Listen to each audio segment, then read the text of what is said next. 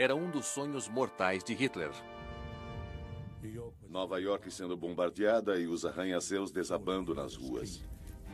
Uma fantasia assassina que quase se tornou uma realidade, graças ao engenho nazista do mal. Era possível que tivesse um foguete que fosse da Alemanha para os Estados Unidos. E a obediência cega dos fanáticos seguidores do Führer.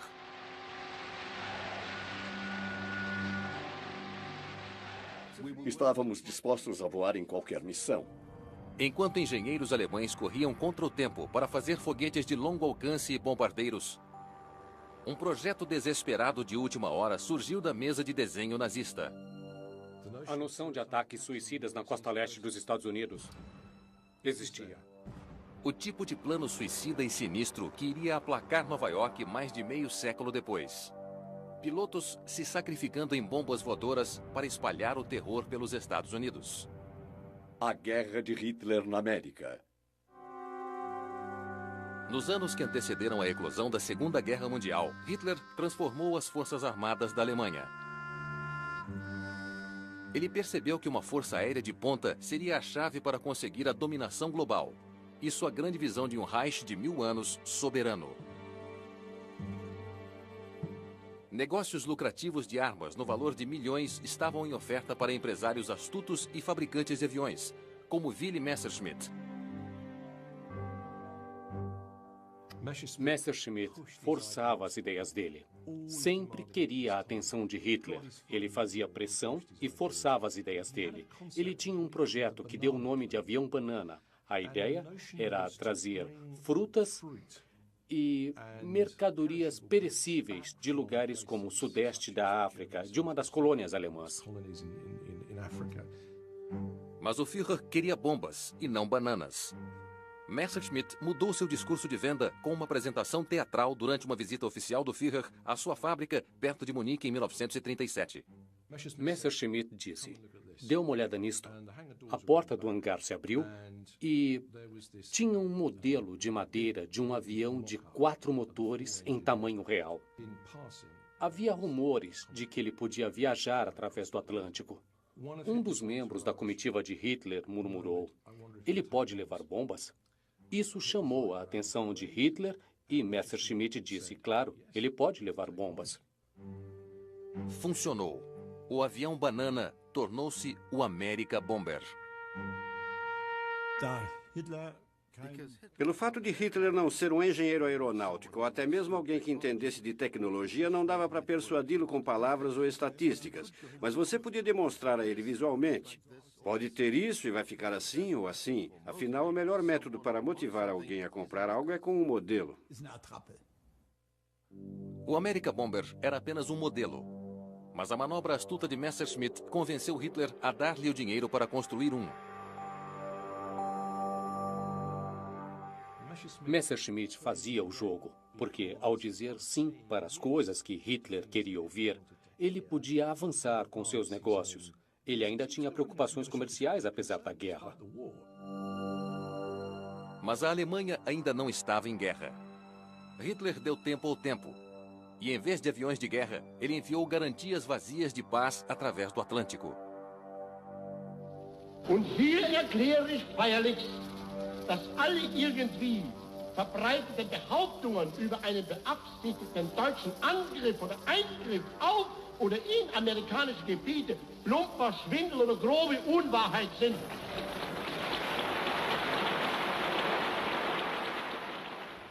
As palavras de Hitler não foram consideradas muito sinceras. Ninguém acreditou nele. Não era uma moeda que tinha muito valor. A Casa Branca levou a ameaça de um ataque aéreo de longo alcance a sério. Conselheiros militares dos Estados Unidos haviam imaginado um cenário de pesadelo. Um Zeppelin carregando aviões alemães pelo Atlântico para bombardear Nova York.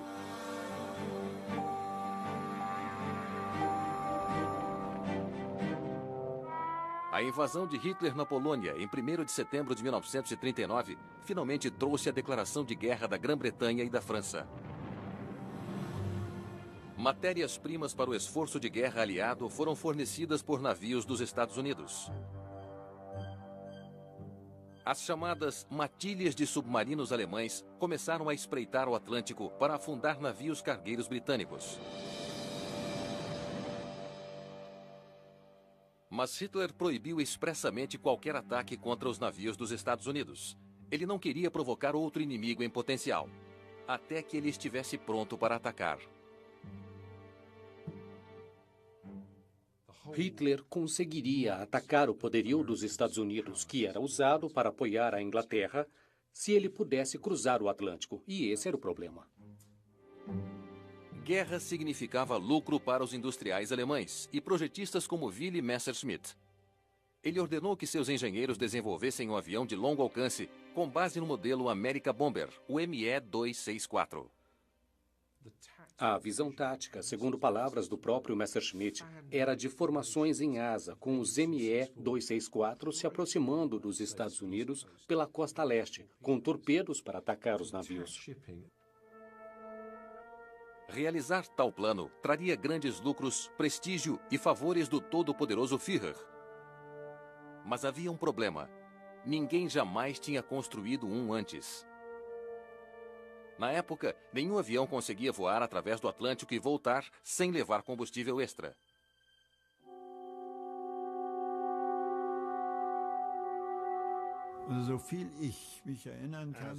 Até onde eu sei, a tarefa era atravessar 11 mil quilômetros com uma carga de 3 toneladas. Era algo que nenhum outro avião jamais tinha conseguido. Mas o ME-264 estava muito perto de conseguir isso. Havia alguns indivíduos como Messerschmitt que acreditavam na importância do alcance. Mas, para ter alcance, é preciso sacrificar peso, e esse era o problema. Enquanto Messerschmitt trabalhava em seu America Bomber, Hitler e Göring estudavam outros meios de fazer aviões já existentes cruzarem o Atlântico. Eles planejaram invadir a Islândia e os Açores para criarem postos avançados, bases aéreas para atacar Nova York e o auxílio que mantinha a Inglaterra viva.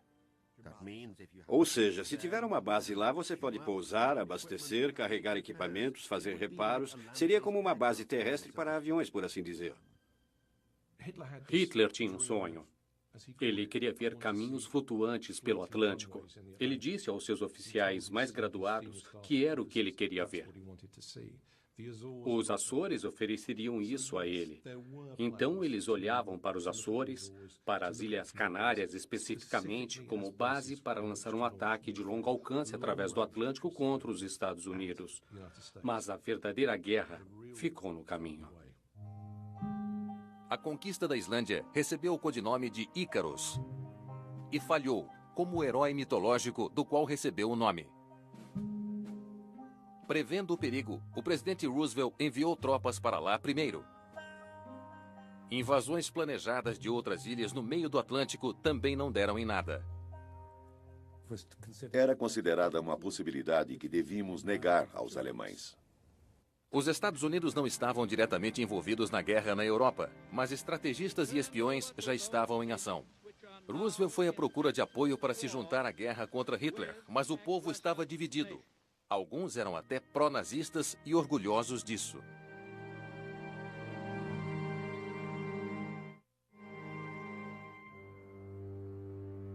Enquanto a Europa estava em guerra, nuvens de incerteza pairavam em torno da política externa dos Estados Unidos. Esta manifestação pró-nazista não aconteceu em Nuremberg, mas no Madison Square Garden, no coração de Nova York.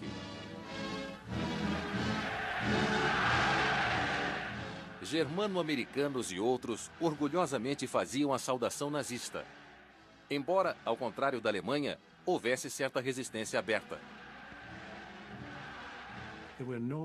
Havia uma quantidade enorme de alemães que eram pró-nazistas e queriam que a Alemanha ganhasse a guerra. Passaram o filme sobre a conquista dos alemães sobre os franceses na Rua 86. Sieg im Westen, acho que era o nome.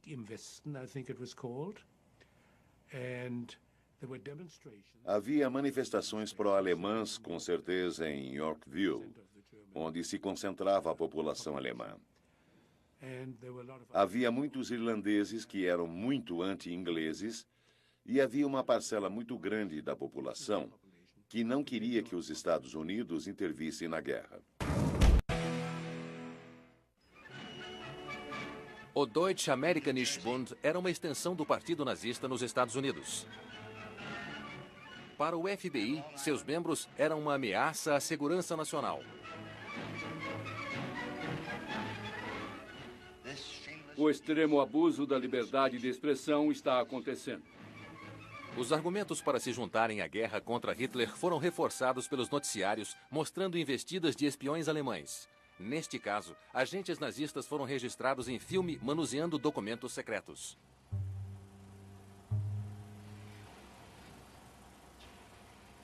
O homem de aparência importante é Howard Kleist, que trabalha para as linhas dos Estados Unidos como cozinheiro.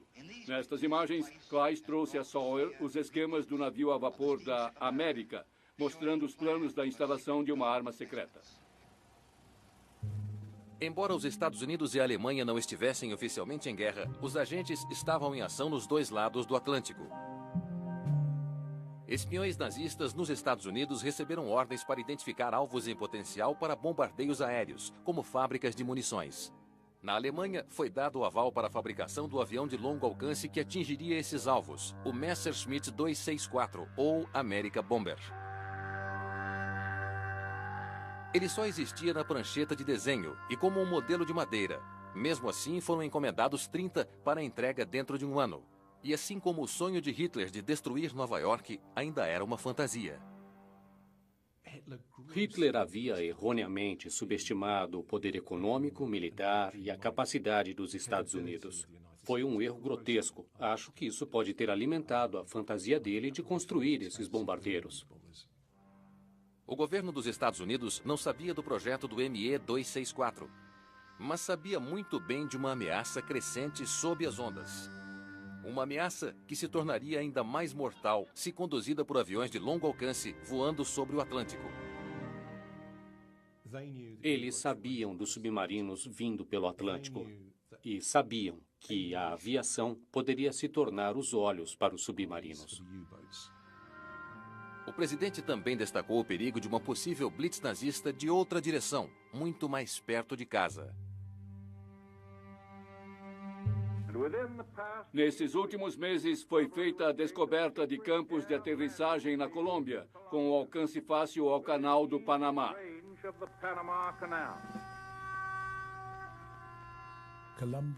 A Colômbia não fica tão distante dos Estados Unidos. Talvez tenha existido planos, mas nada muito eficaz. E eu não acho que Roosevelt poderia ter pensado por um minuto que ele poderia entrar na guerra com esse pretexto.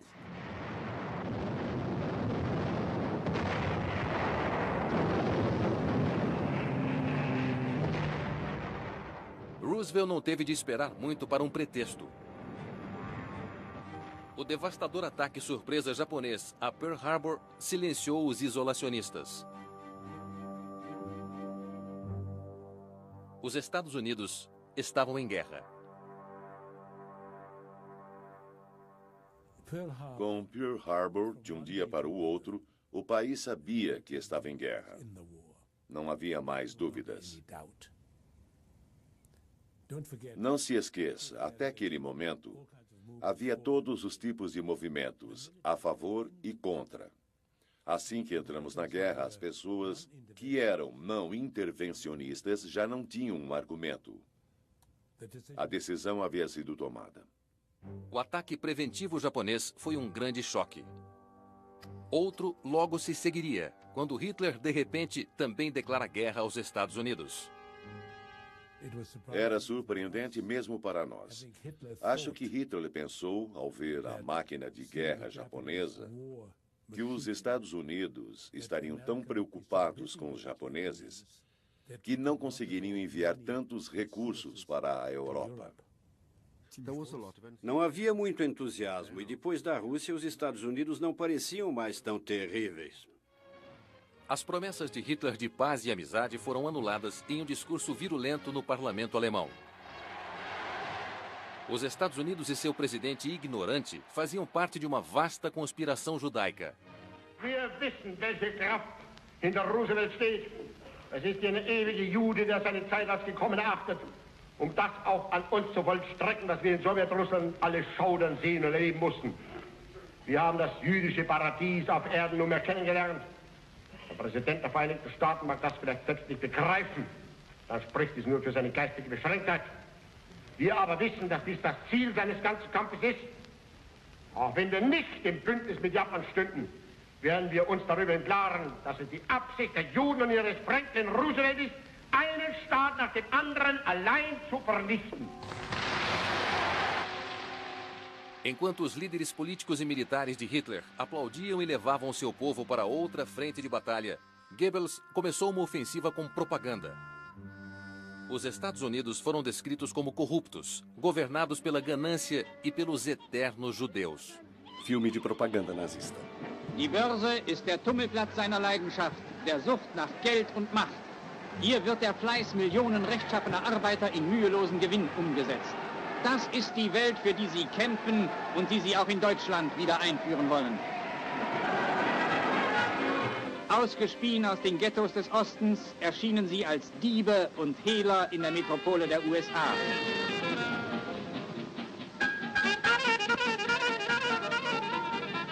Kaftan und Pajeslocken sind abgelegt. So getarnt kann er jetzt seine schmutzigen Finger in alle üblen Geschäfte stecken.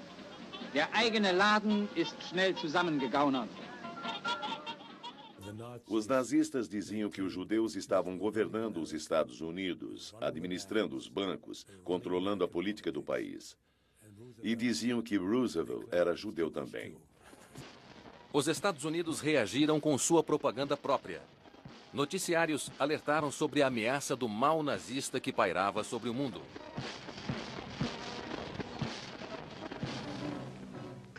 Conquiste a Europa Oriental e irá dominar o centro continental.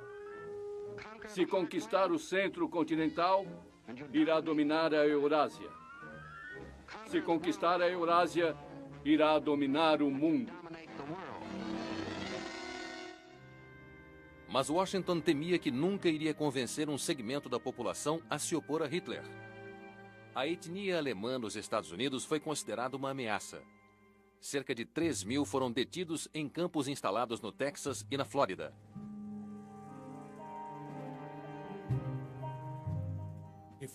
Se você não fosse voluntariamente, seria preso e enviado para lá.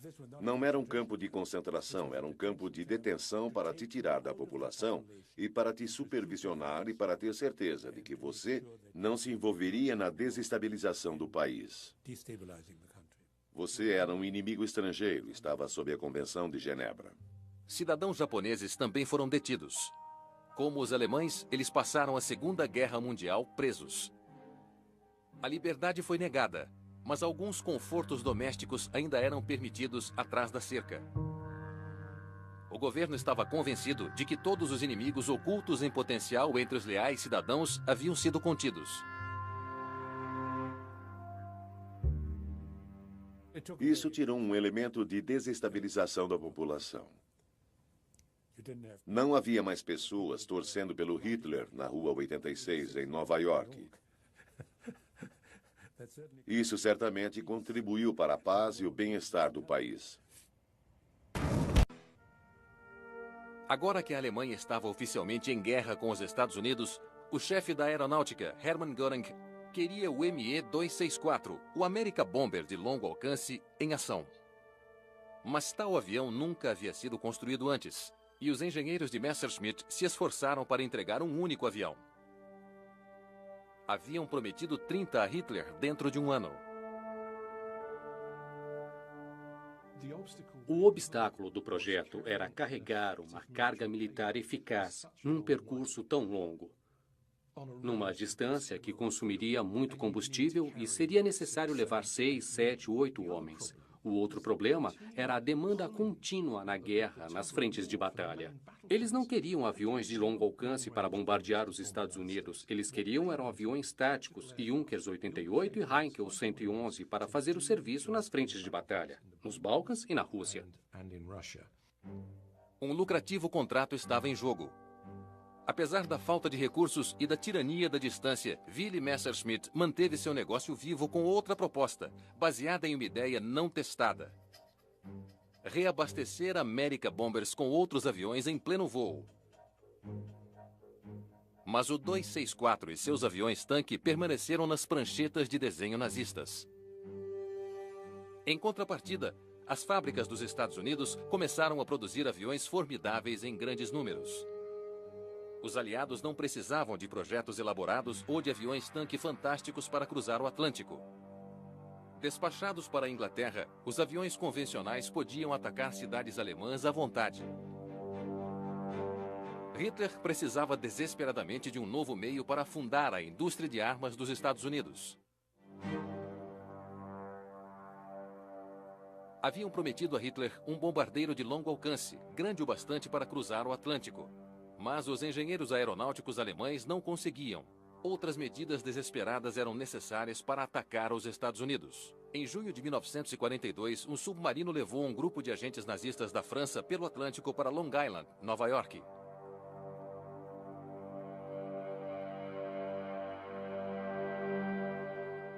Eles chegaram à praia com vários quilos de explosivos, mas foram vistos por um agente da guarda costeira.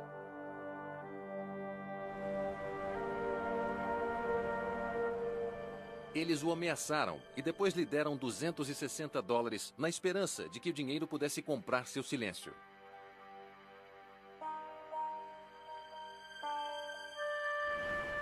Da praia pegaram um trem para Nova York na esperança de dar um golpe psicológico decisivo no coração do inimigo.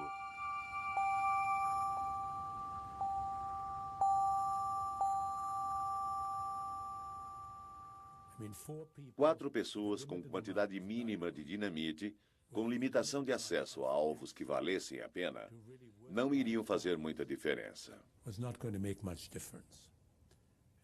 Acho que era mais psicológico os alemães quererem fazer isso para mostrar o que podiam fazer.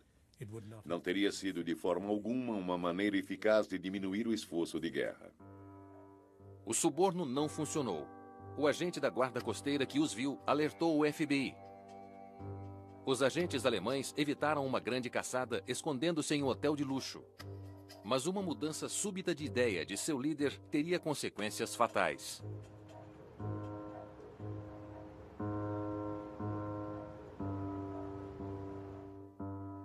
John Dash entregou seus camaradas e informações sobre outros grupos de sabotagem a caminho das praias dos Estados Unidos. Foi uma deixa para o FBI e os artistas da propaganda tirarem vantagem disso. O governo dos Estados Unidos age contra agentes sabotadores alemães.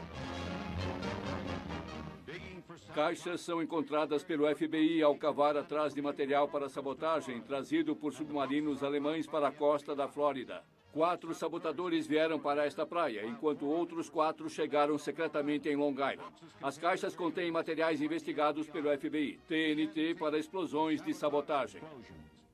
Acho que foi uma operação inútil. Uma operação inútil que usou recursos de forma pouco sábia. Os agentes em si não eram lá tão competentes, não eram profissionais, não eram bem treinados. Não sabiam exatamente o que deveriam fazer. Eles tinham contatos. Esses contatos, infelizmente, também sofreram depois com essa experiência e foram muito rapidamente eliminados. O notório chefe do FBI, J. Edgar Hoover, levou o crédito. As praias indicadas por J. Edgar Hoover precisam ser vigiadas. Hoover foi a grande figura. Ele os achou, não importa que o agente tivesse ido até ele, se entregado e dado todos os detalhes. Ele queria todo o crédito e ficou com todo o crédito. Quanto aos sabotadores nazistas, a maioria deles acabou na cadeira elétrica. De volta à pátria-mãe, com 6 meses de atraso, o primeiro America Bomber de Willy Messerschmitt estava finalmente pronto para o primeiro voo, com o veterano piloto Karl Bauer nos controles. Um piloto de teste muito experiente. Ele trabalhou para Messerschmitt por um bom tempo. Os primeiros voos não foram muito bem. O trem de pouso do nariz apresentou problemas. Lama ficou presa no trem de pouso. O sistema hidráulico causou problemas. A fuselagem do ME-264 ficava muito perto do chão. Lembravam muito as fortalezas voadoras B-29 e B-17. Uma fuselagem em forma de um longo charuto. O ME-264 tinha que ser leve para cruzar o Atlântico e voltar. Mas uma construção leve levou a uma série de problemas. Os aviões Messerschmitt eram sempre os mais leves, mas estavam sempre forçando os limites na questão do tamanho. Isso provou ser o caso quando o 264 foi testado. Os motores tendiam a cair e as outras partes não operavam direito devido à construção extremamente leve. Problemas com combustível. Para o seu objetivo, o avião tinha enormes tanques de combustível, tanques nas asas e tanques na fuselagem. O combustível tinha que ser transferido durante o voo. Eu acho que testou as habilidades e as proezas alemãs de projeto até o limite. As dúvidas foram levantadas no Ministério da Aeronáutica do Reich. O chefe da Luftwaffe, Hermann Göring, estava sob pressão. Um mês depois do voo teste do America Bomber, a Força Aérea dos Estados Unidos começou a bombardear a Alemanha. Teve uma conferência sobre produção em 1943 que Göring estava dividindo com os generais. E o assunto do ME-264 surgiu. E Göring disse, essa coisa ainda está sendo feita? Disseram que sim. E então ele disse, devíamos ter feito isso antes. É muito tarde agora. Não vai dar mais tempo. Outra ideia incomum de como bombardear os Estados Unidos veio de um oficial jovem e ambicioso, o coronel Victor von Lossberg. Ele propôs usar grandes hidroaviões para lançar bombas de 8 toneladas sobre Nova York. Então, isso significava que era concebível, por exemplo, voar com tanque cheio até uma distância de 1.000 quilômetros da costa, onde um submarino estaria esperando para fornecer a logística, como combustível e carga, em outras palavras, bombas. E então o avião não teria problemas em voar os últimos 1.000 quilômetros e atacar o alvo. O plano dependia dos enormes hidroaviões de 6 motores, apelidados de Vikings, que poderiam pousar e decolar com ondas de 3 metros. Depois de ir saltando através do Atlântico, eles iriam bombardear alvos simbólicos como bairros judeus. Pelo modo que os nazistas pensavam, estavam mais interessados em propaganda do que em ação eficaz. O plano foi aprovado, mas o mau tempo adiou o projeto de bombardeamento com o hidroavião. A ideia acabou sendo arquivada em 1944. Os submarinos foram caçados. A Inglaterra tinha desvendado os códigos de comunicação Enigma. Hitler havia falhado em atacar Nova York, mas os Estados Unidos estavam bombardeando a Alemanha com impunidade. Cidades e fábricas foram destruídas dia e noite. A toda poderosa Luftwaffe de Hermann Göring lutava para revidar. Hitler ficou furioso e acusou seu chefe da Força Aérea de incompetência. Ele recorreu ao seu fiel ministro das Armas, Albert Speer, para achar uma forma de atingir os Estados Unidos. No verão de 1943, Speer conseguiu, agradando o Führer com a introdução de 2 engenheiros de foguetes para o trabalho secreto, Werner von Braun e Walter Dornberger. Seu filme secreto alimentou as fantasias destrutivas de Hitler. O lançamento de um ataque intercontinental devastador sem a necessidade de quaisquer novos bombardeiros de longo alcance. Foguetes V-2 foram lançados contra a Inglaterra com resultados terríveis. Uma ideia bizarra propôs um modo de levá-los para Nova York. Havia um plano para rebocar um V-2 atrás de um submarino. O foguete V-2 ficaria num tubo. Depois ele seria posto verticalmente e então seria disparado contra Nova York. E isso foi parar nas mesas de desenho. Eu vi os planos. Desespero misturado com genialidade para projetos. É uma combinação letal. Hitler fez da pesquisa e desenvolvimento de foguetes prioridade máxima. O A-10, foguete intercontinental, foi projetado para atacar os Estados Unidos. Mas espiões aliados estavam no caso. E o poder de fogo convencional dos Estados Unidos foi enviado para destruir o projeto A-10 antes que pudesse sair do chão. Nós acabamos descobrindo onde os foguetes eram feitos e onde estavam as bases das quais seriam lançados. E bombardeamos os locais. Bombas choveram sobre o Centro Nazista de Pesquisa de Foguetes em Peenemünde, em agosto de 1943. O chefe da SS, Heinrich Himmler, recebeu ordem para construir uma instalação nazista subterrânea de foguetes à prova de bombas. Este foi o custo humano pela obsessão de Hitler com as chamadas armas maravilhosas. Trabalhadores escravos trabalhavam até a morte, ao cavar uma fábrica de foguetes sob as montanhas de cartão postal da região de Salzkammergut, na Áustria.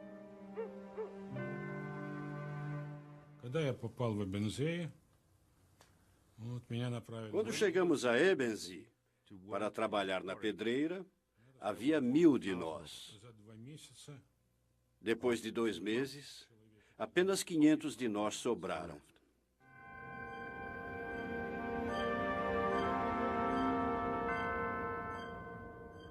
Túneis assombrosos e uma imponente câmara, como a de uma catedral, para a montagem de foguetes ainda existem. Monumentos arrepiantes ao sofrimento daqueles que trabalharam até a morte ou foram brutalmente assassinados por causa de um sonho abandonado, o foguete América. 2 russos tentaram escapar. Eles os alcançaram e soltaram os cães sobre eles. Os cães os retalharam até os matarem. Mais de 8.000 trabalhadores forçados morreram em Ebensee. Eles esculpiram impressionantes 7 quilômetros de túneis subterrâneos. Mas o foguete América nunca foi construído. À medida que os aliados fechavam o cerco à Alemanha nazista e os recursos básicos acabavam, os exércitos de Hitler precisavam de combustível, não de foguetes.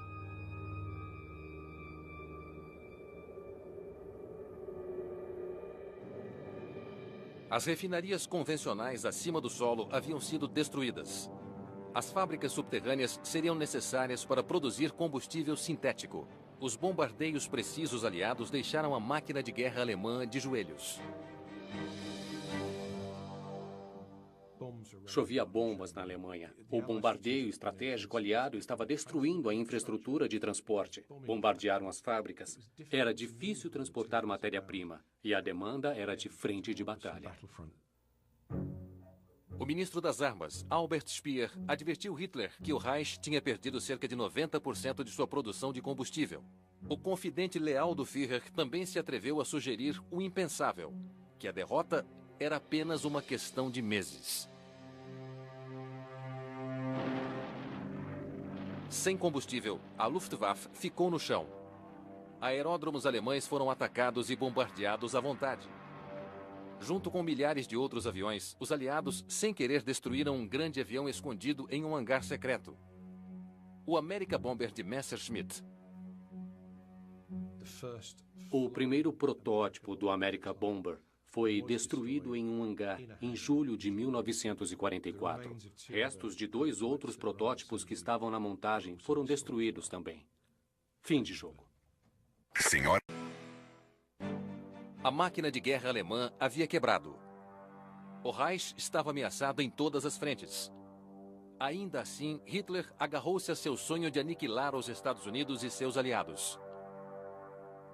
Albert Speer convocou fabricantes de armas para uma reunião com o Führer. Hitler pintou um quadro ilusório de um futuro vitorioso, com grandes oportunidades para aqueles que pudessem desenvolver armas pioneiras. Wenn dieser Krieg mit unserem Sieg entschieden ist, dann wird die Privatinitiative der deutschen Wirtschaft ihre größte Epoche erleben. Der Staat, der die Politik hier gestaltet und führt, ist verpflichtet, für die Wirtschaft marktmäßig das sicherzustellen, was sie benötigt, auf längste Sicht unentwegt und stetig arbeiten zu können. Mein Streben muss immer dahin gehen, die tüchtigsten Köpfe herauszuschnüffeln und zu suchen. Und ich schnuppere dauernd herum und ich habe förmliche Agenten, die nur immer aufpassen. Wo ist ein Talent? Wo ist ein Genie? Die Menschen werden sofort geholt und die bekommen die Aufträge. Acredita-se que alguns fabricantes concordaram com o plano dessas armas inusitadas para proteger a força de trabalho deles de uma sentença de morte, o recrutamento para a frente russa. Outros pareciam mais ambiciosos. A companhia aérea Focke-Wulf transferiu seu escritório de projetos para a cidade de Bad Iolsen para escapar do bombardeio aliado. Foi aqui que o projetista da Daimler-Benz, Fritz Nallinger, ressuscitou o conceito de um America Bomber. Como Messerschmitt, ele sabia que chegar perto de Hitler era a chave para o sucesso no Reich nazista.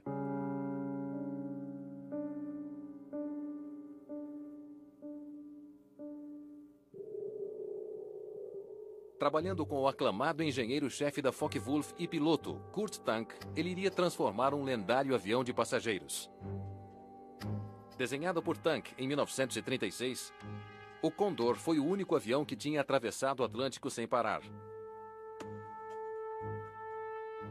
Ele já havia sido convertido para atacar navios. Churchill o chamou de açoite do Atlântico. Ele voava bastante à vontade, atacava navios, avisava sobre comboios, era os olhos dos submarinos. Na verdade, em 1938, um Focke-Wulf 200 Condor foi o primeiro avião a voar sem parar de Berlim para Nova York. Ele quebrou recordes, ganhou do que os britânicos estavam tentando fazer. E acho que isso em si foi um aviso de alerta. Naqueles dias, voos transatlânticos eram apenas para os pilotos mais experientes, como o as Adolf Galland. O Condor original levou exaustivas 24 horas para voar de Berlim para Nova York e não podia voltar sem reabastecer. Para completar a missão de bombardeio de longo alcance, a solução era abandonar o avião depois de lançar as bombas. A ideia era voar com o Condor, lançar as bombas e depois saltar de paraquedas. Havia uma chance de sobrevivência. Seria uma perda de equipamento, como diziam, mas o piloto estaria a salvo. Mas o Condor já estava obsoleto em comparação com uma nova geração de aviões mais rápidos dos aliados.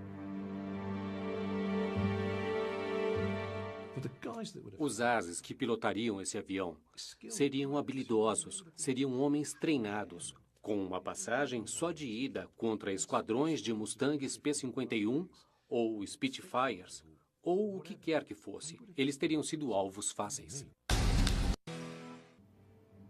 Enquanto o Reich se desfazia em pedaços, os projetistas de Hitler conceberam aviões elaborados para combater os caças e bombardeiros superiores dos aliados. Eles iriam aproveitar uma nova tecnologia, o poder do jato. Este grande edifício no coração de Berlim é um sobrevivente raro. O Parlamento do Estado fica aqui agora, mas durante a guerra era parte do Ministério da Aviação de Hitler e apelidado de A Casa dos Voadores. Era aqui que os generais e os pilotos da Luftwaffe se reuniam nos últimos dias da guerra, desesperados para parar um inimigo que se aproximava em todas as frentes. Esse desespero acabou chegando aos céus da Alemanha. Diziam que alguns pilotos tinham derrubado bombardeiros dos Estados Unidos, batendo neles de propósito, usando suas hélices para cortar a fuselagem.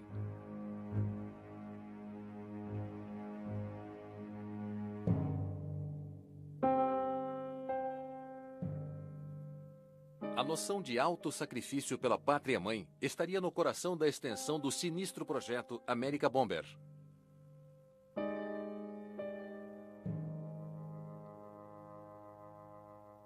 Relatórios oficiais da Luftwaffe falavam da dedicação heróica de pilotos alemães na batalha decisiva para o Reich.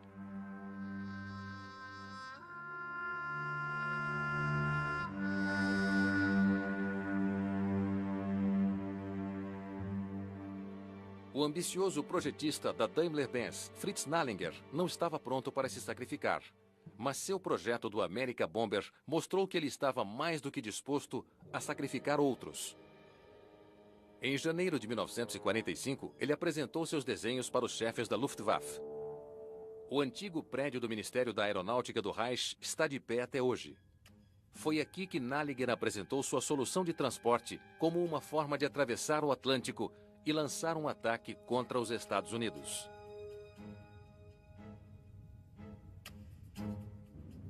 Os testes com aviões convencionais, como o Heinkel 111, tinham mostrado que era possível lançar pequenas embarcações em pleno voo.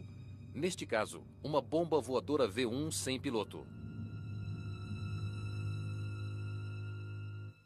O plano de Naliger apresentava uma enorme aeronave com pequenos aviões presos sob suas asas. Mas esses aviões eram incomuns. Eles não tinham nenhum trem de pouso ou armamento defensivo. Caças parasitas. Baratos para fazer, rápidos de fazer, feitos de madeira, um piloto, uma bomba. Eram bombas voadoras conduzidas por pilotos suicidas. Esse seria um America Bomber chegando perto, lançando um homem, uma bomba, direto para um alvo. Um navio, um aeródromo, um entroncamento ferroviário, um prédio. Eles os construíram. Eles existiam. E a passagem seria só de ida.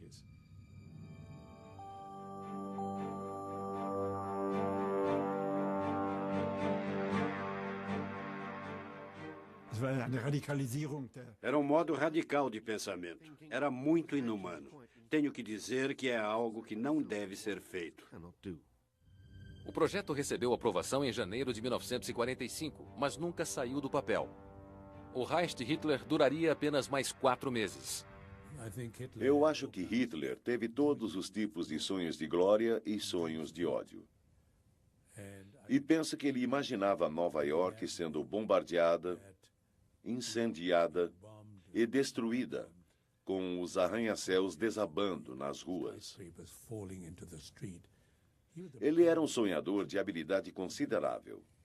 Ele sonhava com muitas coisas, e acho que este foi um de seus bons sonhos de ódio que tinha. Albert Speer relatou alguns dos bons sonhos de ódio do Führer em seu diário. Lembro-me de como, no quartel-general do Reich, ele mostrava filmes de Londres em chamas, as nuvens de fogo sobre Varsóvia e comboios explodindo. E me lembro da ganância que ele sentia nessas horas. Eu nunca o tinha visto tão animado como ele estava no fim da guerra, quando, em seu delírio, ele fantasiava como seria quando Nova York se acabasse em um mar de chamas. Ele descrevia como os arranha-céus se tornariam tochas gigantes, como desabariam e como a cidade explodindo brilharia no céu escuro da noite.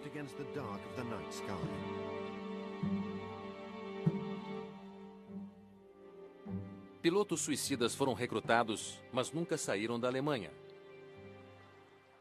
Alguns se lançaram contra as pontes sobre o rio Oder para deter o avanço do Exército Vermelho. Eles deixaram um bilhete de suicídio coletivo. Und der Abschiedsbrief lautet nun wie folgt.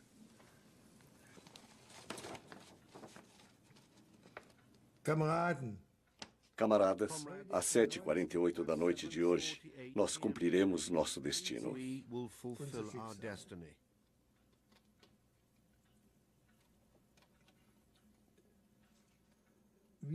Nós nos voluntariamos para o nosso Führer,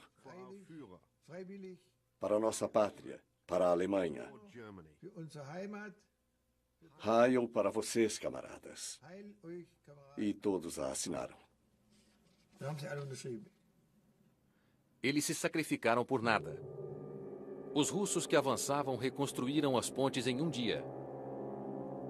Muitos alemães sofreram mortes terríveis, defendendo a sua pátria-mãe. Mas muitos dos projetistas mais fiéis e comprometidos de Hitler sobreviveram e prosperaram. O criador do projeto original do America Bomber, Willy Messerschmitt, desenvolveu novos aviões para o exército alemão. Werner von Braun foi levado para os Estados Unidos e construiu o primeiro foguete para a Lua. O engenheiro e piloto da Focke-Wulf, Kurt Tank, projetou jatos na Argentina e na Índia antes de voltar para a Alemanha. E o arquiteto da missão suicida America Bomber, Fritz Nallinger, foi promovido para o Conselho de Administração da Daimler-Benz e foi agraciado com a Ordem da Alemanha Ocidental de Mérito em 1954.